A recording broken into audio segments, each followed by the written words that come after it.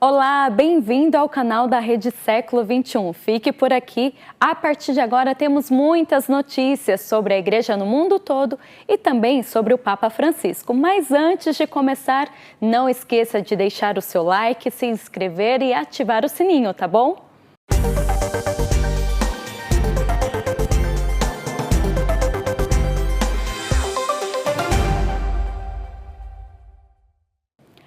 Olá, no ar o Século News, edição especial. Hoje você vai ver a primeira mulher que terá direito a voto em um sínodo, os 90 anos da Rádio Vaticano e as riquezas do Coliseu. Tem também a campanha que a Caritas fez em parceria com a Conferência Episcopal do Peru. Ela lançou para arrecadar fundos ao país. Na mensagem para a Quaresma deste ano, o Papa Francisco pediu gestos concretos que nos aproximem de Deus. O Papa Francisco propõe o jejum de tudo o que nos pesa, como o consumismo ou o excesso de informações, sejam verdadeiras ou falsas. Ele também convida os católicos a jejuarem de suas preocupações e substituí-las por palavras de conforto, força, consolo e encorajamento, em vez de palavras que humilham e entristecem. Ele diz isso em sua mensagem quaresmal que foi apresentada no Vaticano. É um convite a reconhecer e ter fé em Jesus, no vazio e na abnegação, para poder compartilhar o amor de Deus conosco. A mensagem propõe confessar-se durante a Quaresma e viver essa época com esperança, apesar da pandemia. Todos os anos, durante a apresentação da mensagem do Papa para a Quaresma, o Vaticano oferece um exemplo a ser seguido pelos católicos. Dessa vez, um representante da Ajuda à Igreja que Sofre apresentou um desenho de Alepo, na Síria, de uma menina de 11 anos. Era um esboço da tortura que ela imaginou que sua família teria sofrido se os militares não os tivessem protegido dos fundamentalistas. Esse retrato de família, senhoras e senhores, foi desenhado a apenas 2.200 quilômetros de Roma, a mesma distância de carro para o sul da Espanha. É assim que Alepo está perto de Roma. Marcela Smansky propôs uma abordagem mais séria da vida cristã, observando que ainda hoje os cristãos são mortos por se recusarem a negar a fé e que isso é mais comum do que se possa imaginar. Rezar na vida cotidiana. Esse foi o tema da catequese do Papa Francisco na audiência geral. O Santo Padre afirmou que não devemos esperar momentos perfeitos para falar com Deus. A audiência geral desta semana ocorreu novamente na biblioteca pessoal do Papa. Durante a catequese, ele explicou em que consiste a oração diária. Ele lembrou que é uma forma de rezar que nasce do amor. El que reza es como un enamorado. Quem reza é como quem ama e leva sempre o ser amado no coração, para onde quer que vá. É por isso que podemos rezar a qualquer momento, nos acontecimentos do dia a dia, nas ruas, no escritório, no trem, com palavras ou no silêncio de nossos corações. O Papa Francisco também disse que não devemos esperar o momento perfeito para começar uma conversa diária com Deus. A gente que vive sempre pensando no futuro. Quem vive sempre pensando no futuro vai ser melhor, mas não recebem bem o presente como ele vem, são pessoas que vivem na fantasia. Elas não sabem como lidar com a realidade concreta. E hoje é real, hoje é concreto. E a oração deve ser feita hoje. Jesus vem ao nosso encontro hoje, o dia em que estamos vivendo. Jesus ci viene incontro oggi. Questo oggi che stiamo vivendo. O Papa também sugeriu fazer uma pausa quando confrontado com pensamentos ou situações que podem causar raiva ou desespero. Ele propôs oferecer essas emoções a Deus e voltar a Ele para recuperar a esperança. Ele disse que da oração você pode tirar energia para enfrentar as dificuldades, superar a raiva e aceitar a própria fragilidade e a dos outros. Ele também se lembrou das vítimas da tragédia na Índia, onde uma geleira caiu em um rio, causando uma avalanche de água e pedras, e que deixou mais de 150 pessoas desaparecidas e milhares de desabrigados. Expresso minha proximidade às vítimas da calamidade ocorrida há 3 dias no norte da Índia. Eu rezo pelos trabalhadores que morreram e por suas famílias, e por todos aqueles que foram prejudicados e feridos. e danneggiati. Ele também expressou suas sinceras saudações àqueles que celebrarão o Ano Novo Lunar no Extremo Oriente esta semana. Lembrou aos fiéis que amanhã é a festa de Nossa Senhora de Lourdes, que, segundo a tradição da Igreja, intercede pelos enfermos. Morreu o jesuíta Franz Jalix. Ele admitiu que o Bergoglio, de fato, não colaborou com a ditadura na Argentina. Morreu na Hungria aos 93 anos o jesuíta Franz Jalix. Seu nome ficou conhecido após a eleição do Papa Francisco. Ele insinuou que durante a Guerra da Ditadura Argentina em 1976, Bergoglio havia abandonado. O Vaticano negou firmemente a acusação. Essas acusações são infundadas e mentirosas e têm como objetivo lançar uma sombra sobre a figura do novo Papa. Adolfo Pérez Esquivel, que recebeu o Prêmio Nobel da Paz por se manifestar contra os abusos da ditadura, esclareceu o papel de Jorge Mário Bergoglio. O Papa não teve nada a ver com a ditadura. O Papa não tinha nada a ver com a ditadura, não estava envolvido nela. Ele estava entre os bispos que se levantaram e defenderam os direitos humanos. Ele fez isso por meio de uma diplomacia silenciosa. Diplomacia silenciosa. Quando Bergoglio era o superior dos jesuítas na Argentina, Franz Jalix e Orlando Iorio foram presos e torturados por 6 meses. Quando foram libertados, lamentaram que Bergoglio não tivesse feito o suficiente por eles. Mais tarde, eles se reconciliaram. Alguns interpretam essa história como prova de que Bergoglio havia colaborado com a ditadura, mas não foi esse o caso. O argentino Auro dos De Witt investigou o passado de Bergoglio e o publicou em seu livro, Salvo por Francisco. Quando foi eleito em 2013, uma coluna de um jornal argentino dizia que Jorge Mário Bergoglio era um colaborador da ditadura militar. Este livro mostra absolutamente o oposto disso. E o livro demonstra absolutamente o contrário. O jornalista italiano Nello Scavo descobriu em A Lista de Bergoglio que o futuro Papa não apenas se recusou a cooperar com o regime militar, como também ajudou muitos dos perseguidos pela ditadura. Alguns padres e bispos em 2006 e 2007, 30 anos depois da queda do governo militar, descobriram o que Bergoglio havia feito e foram perguntar o porquê de ele nunca ter falado sobre isso. Ele sempre preferiu ficar em silêncio. O fato de ele ter escondido muitos dos perseguidos não significa que ele foi capaz de salvar a todos. A história de Franz Jalix e Orlando Iorio é um exemplo doloroso que foi esclarecido com o tempo. A primeira mulher com permissão para votar em um sínodo é uma escolha corajosa do Papa Francisco. Irmã Nathalie Becker é a primeira mulher nomeada para o cargo de subsecretária do Secretariado-Geral do Sínodo dos Bispos. Isso também a torna a primeira mulher com permissão para votar em um sínodo. Quero iniciar este novo papel com humildade, ouvindo, aberta para ouvir a todos, não só os que estão dentro da igreja ou parte dela, mas também além. O Papa Paulo VI criou o sínodo em 1965, após o Concílio Vaticano II. Secretários e subsecretários sempre foram bispos até agora. Acredito que seja um sinal muito corajoso e uma escolha profética do Papa Francisco que vai além dos limites da igreja. Porque a igreja está no centro do mundo, interagindo com o mundo.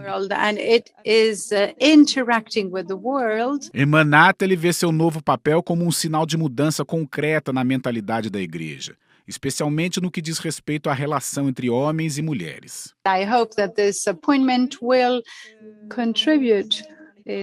Espero que esta nomeação contribua nas dioceses, nas paróquias e nos movimentos para abrir novas possibilidades, para abrir novas portas e para incluir cada vez mais mulheres nos processos de reflexão, discernimento e decisão.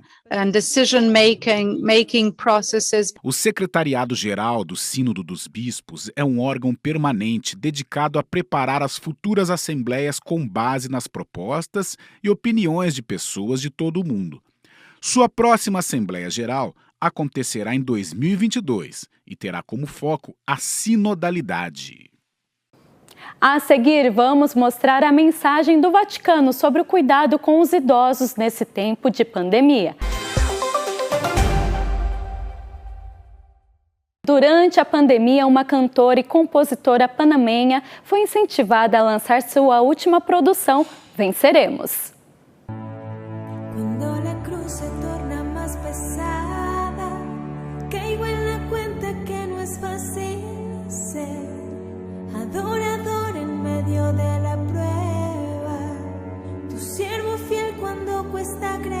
Mari Carmen Barria é uma cantora panamenha que espera que sua voz seja o instrumento de Deus para inspirar e mudar a vida das pessoas.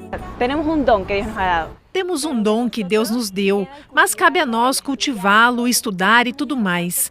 Então, para mim, é muito importante que quando penso em fazer música, esteja realmente bem.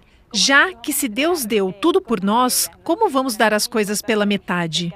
Para mim, é muito importante que através da música e da oração, através da intimidade com Deus, possa transmitir algo com maestria, como Deus merece. Algo com maestria, como Deus se lo merece.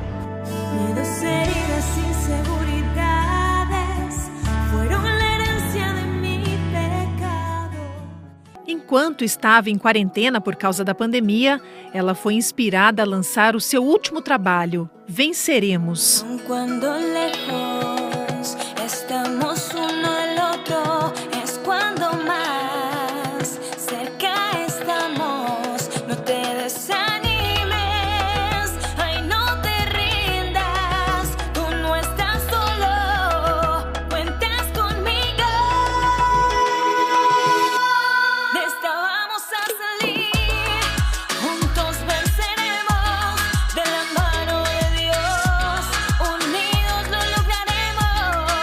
Ela está convencida de que esse período difícil ajudou as pessoas a ver o que é realmente importante e não somente o superficial.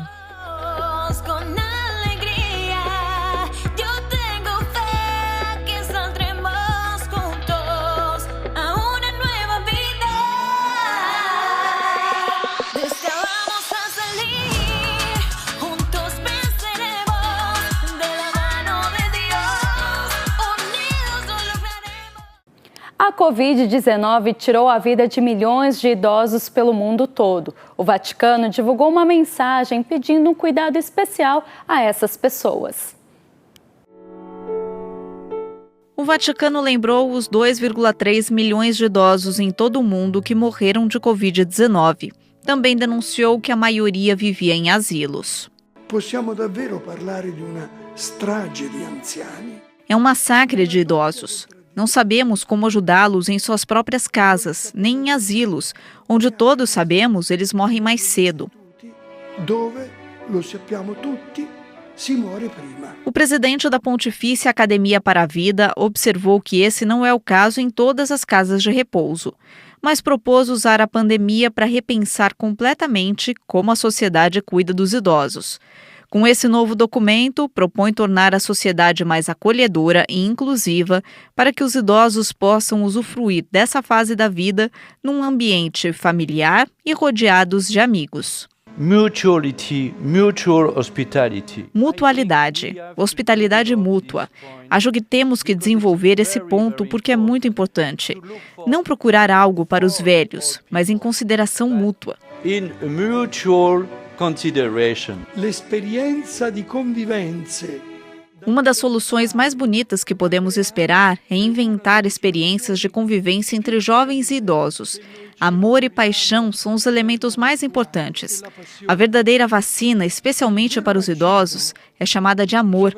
Chama-se paixão. Si chiama amore, si chiama passione. Uma enfermeira aposentada no Japão lançou um sistema de cuidados no qual idosos, adultos e crianças com deficiência vivem juntos.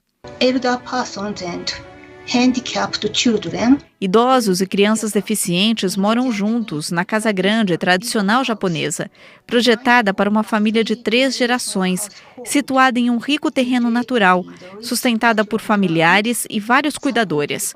Podemos relatar o caso notável em que a condição das crianças com TDAH melhorou em casa.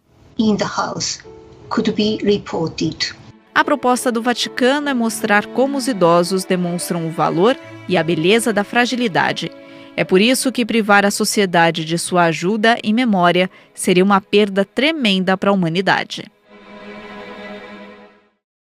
A Rádio Vaticano completa 90 anos no ar. Ela chega a lugares mais remotos do mundo. Ela tem 90 anos e fala 41 idiomas. A Rádio Vaticano, a avó das estações de rádio, leva as vozes dos papas e os ensinamentos da Igreja Católica a pessoas em todo o mundo desde 12 de fevereiro de 1931. Das eleições às viagens papais, a Rádio Vaticano esteve presente, cobrindo momentos de alegria e terror, como a tentativa de assassinato contra João Paulo II em 13 de maio de 1981.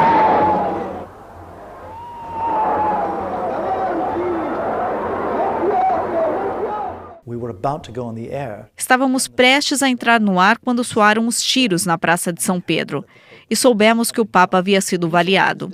Achamos que ele estava morto e muitos dos programas, os programas de idiomas da Rádio Vaticano, não foram ao ar naquela noite porque as pessoas estavam devastadas.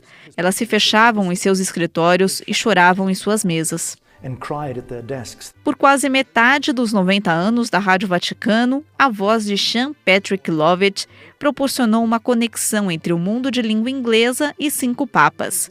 Mas foi uma conversa inesperada com um grupo de adolescentes em um campo de refugiados no Sudão do Sul, há alguns anos atrás, que o ajudou a perceber o alcance massivo e o impacto da missão da Rádio Vaticano.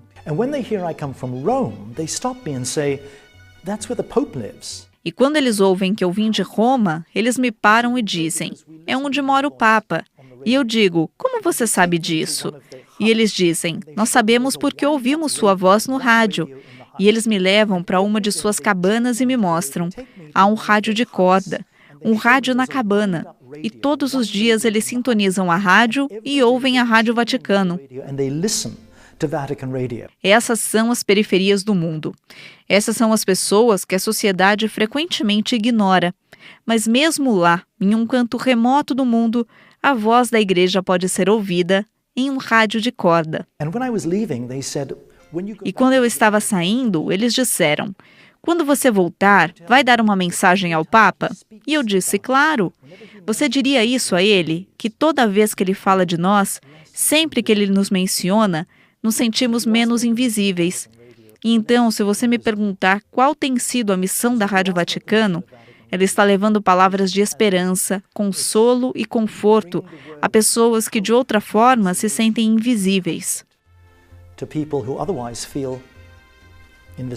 Aos 90 anos de idade, a Rádio Vaticano continua a se adaptar às novas tecnologias para que as palavras de encorajamento do Papa e o amor e compaixão da Igreja possam continuar a alcançar o maior número possível de pessoas, não importa quem ou onde estejam.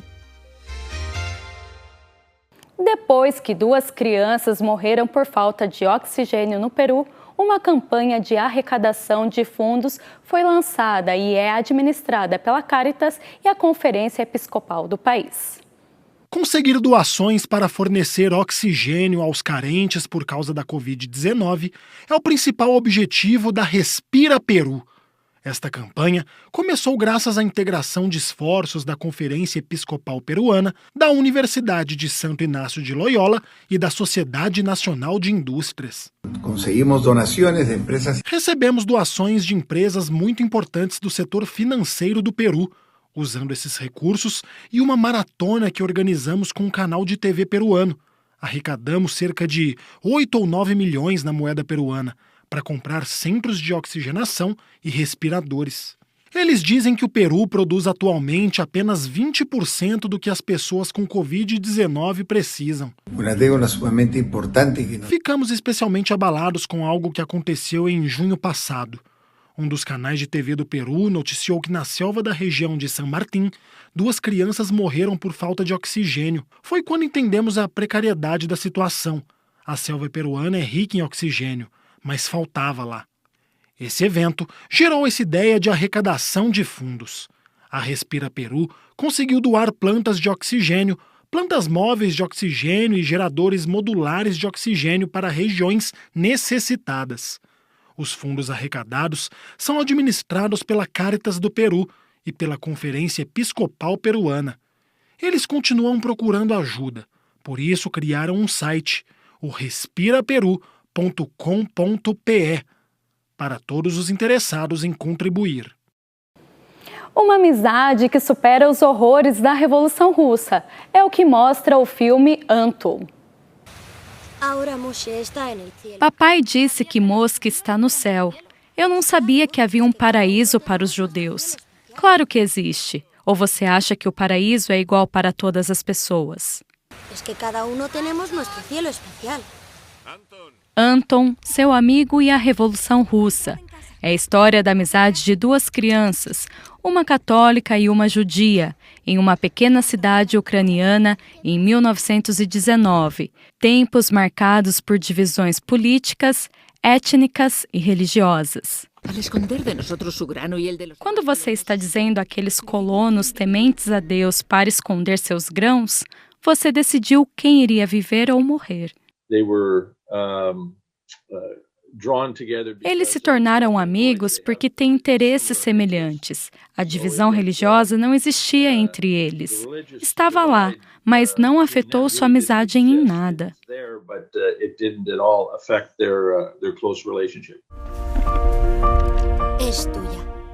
Agora é seu, agora você é meu irmão. O roteirista Daylo Yesler adaptou seu romance de ficção histórica em um roteiro para o filme. Dirigido por Zaza Uruchaidze, ele baseou a história em um evento importante na história de sua própria família. Minha mãe costumava falar muito sobre o dia em 1919, quando ela viu seu pai, meu avô, baleado e morto por uma milícia bolchevique. Os soldados que vinham para sua aldeia na Ucrânia, perto do Mar Negro. Eu fui jornalista durante muitos anos e fiquei fascinado pela história e sempre quis contá-la. Mas minha mãe ficava muito emocionada quando eu perguntava a ela sobre isso. O filme apresenta a amizade na infância como um antídoto para o conflito e a divisão. Não é o paraíso se não houver amigos, e especialmente você. Também aborda uma questão que não se limita a nenhum momento à migração em busca de uma vida melhor. Quer dizer, vemos isso o tempo todo. Isso está acontecendo através das gerações e continua hoje também. E foi o que aconteceu naquela época. Muitas pessoas que enfrentaram a perseguição e a violência da Revolução partiram para encontrar uma vida melhor em outro lugar. Anton mostra os paradigmas entre o mundo desses dois meninos e o mundo adulto, mostrando como a amizade consegue superar conflitos difíceis.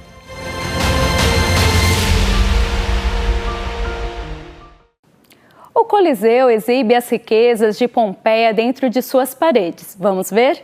As largas calçadas do Coliseu agora incluem um resquício de Pompeia, a cidade com a qual Roma estreitou seus laços no século IV d.C., durante sua expansão.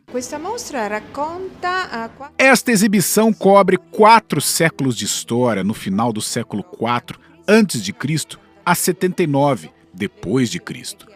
A erupção vulcânica que destruiu Pompeia também garantiu que sua memória viveria na história. Graças aos afrescos e outros artefatos culturais de Pompeia que sobreviveram, fomos capazes de reconstruir parcialmente como essa parte de Roma seria. Pompeia era uma cidade de comércio. É por isso que a exposição inclui uma recriação do interior de um navio mercante. Estas são ânforas originais. Eles carregavam vinho naquela época. Elas não são réplicas. Eles colocariam palha entre elas para suavizar os impactos. O navio poderia transportar 600 ânforas, cada uma com capacidade para 20 litros de vinho ou óleo. Foi uma carga extremamente valiosa. Os mercadores de Pompeia eram muito ativos no Mediterrâneo. De alguma forma, eles representavam Roma. Eles também eram mercadores de Roma. A exposição inclui estátuas de deuses romanos e pessoas importantes de Pompeia que fizeram fortuna graças ao comércio. Mas não só. Parte da riqueza de Pompeia veio de presentes de pessoas como Lúcio Múmio, que completou a conquista da Grécia Antiga. Ele conquistou cidades como Corinto, onde São Paulo pregaria mais tarde, poucos anos antes do desaparecimento de Pompeia. E aí, gostou do programa? Você já sabe, né, que pode rever todo esse conteúdo lá na telinha, às 5 da tarde. Até a próxima. Tchau, tchau!